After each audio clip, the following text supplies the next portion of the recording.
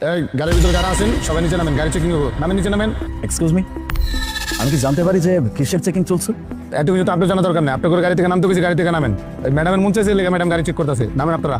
কি বলছেন? আমরা এই বাসের যাত্রী, আমরা সাধারণ জনগণ, এতটুকু জানার অধিকার তো আমাদের আছে নাকি? এই ভাই আপনি তো বেশি কথা কইতেছেন কেন? হ্যাঁ, আপনি মনে হয় এই রোডে নতুন আসা করতেছেন না?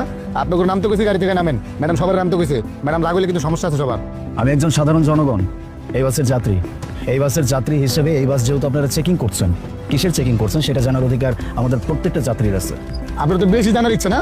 আহেন আপনি আহেন, আমার লোক নিচে আহেন, ম্যাডামের কাছে যান। ম্যাডামের কাছে গিয়ে তারপর জিজ্ঞেস করেন কি চেকিং চলতেছে। আহেন, ঠিক আছে, চলো। আহেন,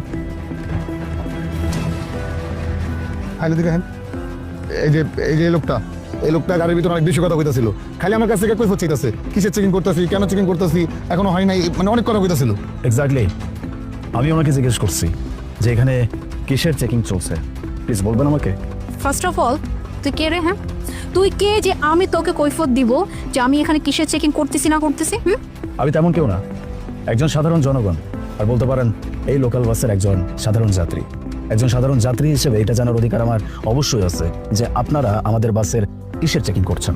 মাই উইশ ডিয়ার লিসেন, আমার ইচ্ছাটা আমি চেকিং করতেছি, আমার যখন ইচ্ছা আমি তখন তা করি। আমার এখন ইচ্ছা হচ্ছে বাস চেকিং করতেছি, চালান করতেছি, দ্যাটস ইট। তুই জিজ্ঞেস করার কি? হ্যাঁ, আর তুই কোথাকার কোন হিরো রে? হ্যাঁ, তুই আমার কনস্টেবলের সাথে দুর্ব্যবহার করে তুই আমার অবধি চলে আসছিস জিজ্ঞেস করার জন্য যে আমি এখানে চেকিং কেন করছি?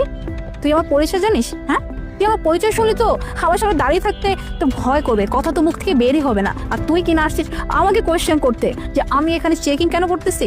ওকে ফাইন, আমার পরিচয়টা তোকে বলেই দেই, আমি হচ্ছে মন্ত্রীর মেয়ে। হ্যাঁ, এবার বুঝতে পারছিস আমার হাতে পাওয়ার কি আছে? আমি চাইলে জাস্ট একটা তুড়ি বাজাবো, ফোর্স চলে আসবে, তোকে উঠাই নিয়ে যাবে, আর এমন ভাবে থানায় ভরবো সারা জীবন এই দুনিয়ার আলো তুই আর দেখতে পারবি না। আবার আসছিস আমার কাছে কৈফত চাইতে, তাই না? ম্যাডাম আমার তো কাগজপত্র সব ঠিক আছে ম্যাডাম, তাহলে আমার ছেড়ে দেন। তাই এখানে আমি যেটা বলবো সেটাই হবে। তোর কাগজপত্র ঠিক নাই মানে নাই, ব্যাস। আমি যে চালান কাটছি এই চালান অনুযায়ী তুই টাকাটা তাড়াতাড়ি ওর কাছে দিয়ে যা।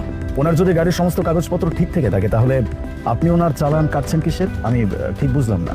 মাই উইশ, আমি তো বললাম আমার ইচ্ছা যখন যা কিছু আমি তাই করি। আমার ইচ্ছা হয়েছে আমি ওর নামে 1500 টাকা চালান কাটবো, ব্যাস আমি কাটবো, ও টাকা দিবে। এখানে তুই তো নাক গলাচ্ছিস কেন রে?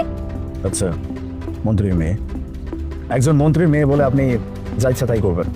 হ্যাঁ, অফকোর্স, কারণ আমার কাছে পাওয়ার আছে। আর পাওয়ার কি জানিস তো? হ্যাঁ, পাওয়ার যার কাছে থাকে তার কাছে কিন্তু সব থাকে। ওই যে বললাম না, আমি চাইলে জাস্ট একটা তুড়ি বাজাবো আর তোকে সুন্দর মতো প্যাকেট করে থানায় নিয়ে যাবে, সারা জীবনের জন্য এই সূর্যের আলো দেখতে পারবি না। এবার বুঝতে পারছিস তো? হ্যাঁ, আমি মন্ত্রীর মেয়ে হয়ে কি করতে পারি? ঠিক আছে, বুঝতে পারছি।